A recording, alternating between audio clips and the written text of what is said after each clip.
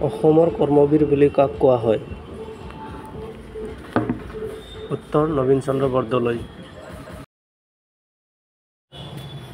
বংগৰ পৰা অসম কেতিয়া পৃথক হৈছিল? উত্তৰ 1874 চনত। ৰামকৃষ্ণ মিছন কোনে প্ৰতিষ্ঠা কৰিছিল? উত্তৰ স্বামী বিবেকানন্দ। ৰামকৃষ্ণ মিছন কেতিয়া প্ৰতিষ্ঠা হৈছিল?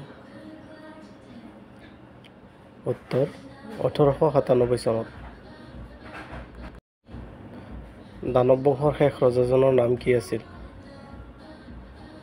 উত্তৰ ঘটকাসুৰ। কোচ সাম্ৰাজ্যৰ প্ৰথম ৰজাজনৰ নাম কি আছিল? উত্তৰ বিশ্বসিংহ। ৰামবিজয় নাট্যৰ লেখক কোন আছিল? উত্তৰ শংকৰদেৱ। হেমকোষ কোনে লিখিছিল? উত্তৰ হেমচন্দ্ৰ বৰুৱা। ৰঞ্জী ট্ৰফী কি খেলৰ লগত জড়িত? উত্তৰ ক্ৰিকেট।